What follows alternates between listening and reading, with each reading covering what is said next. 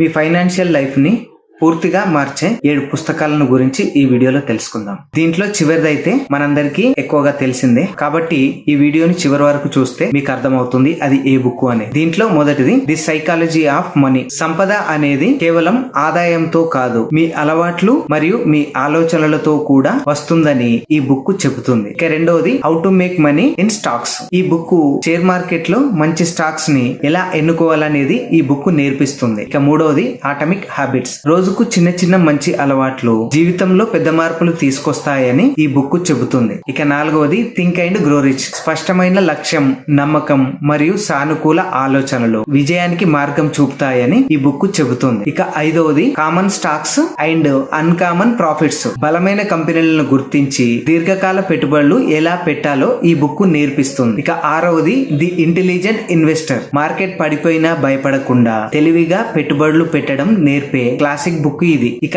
ఏడవది rich dad poor dad. డబ్బు కోసం పని చేయకండి, డబ్బు చేతనే పని చేయించండి అని నేర్పే పుస్తకం ఇది. ఈ 7 పుస్తకాల్లో మీరు ఏది చదివారో కింద కామెంట్ లో చెప్పండి. ఇలాంటి ఫైనాన్స్ టిప్స్ గురించి నా ఛానల్ ని సబ్స్క్రైబ్ చేసుకోండి. Thank you for watching.